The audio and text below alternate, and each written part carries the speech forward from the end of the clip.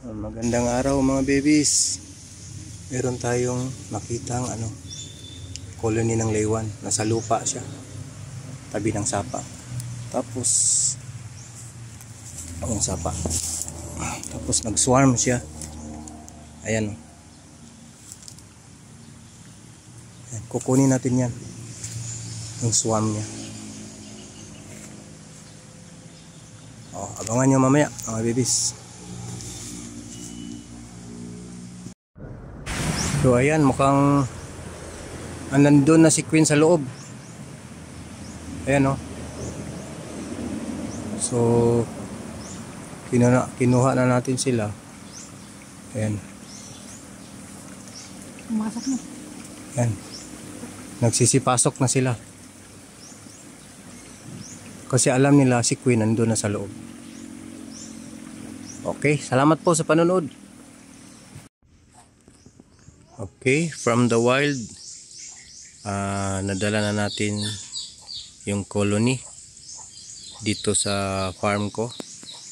Itong green na box, ito yung paglalagyan natin. Tapos tatransfer natin sila dyan. Naka queen excluder na yung entrance. So ito yung sitwasyon na hindi natin nahuli si Queen. So hindi tayo mag-alala kung sakasakaling mag-swarm sila pag inilipat ko na dito sa green na box. Kasi nga meron naman tayong queen excluder.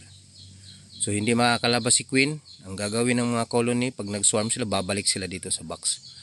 Hanggang ma-adapt nila yung bagong tirahan nila. So ang gagawin ko, bibiglain ko, ilalaglag ko yan dyan sa loob. Meron tayong 3 frame dyan na bakante. So diyan natin sila patitirahin. Sana nga mas dumami pa sila. Okay.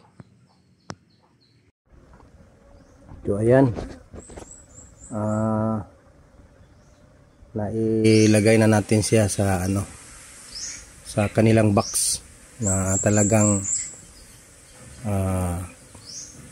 titirhan nila. Sana nga magtagumpay ito at dumami pa sila. So hindi na tayo mag-alala baka pag nag-swarm iwanan nila tong box.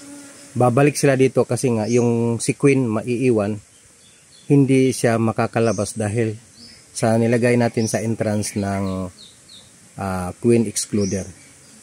So worker lang ang makakapasok, labas-masok dyan. Pero si Queen pag andyan sa loob, hindi siya makakalabas. Pag si Queen naman ang nasa labas, hindi siya makakapasok sa loob dahil sa queen excluder. Okay? Salamat po sa panonood. Let's save the bees. Pagpalain po tayo ng Poong May Kapal.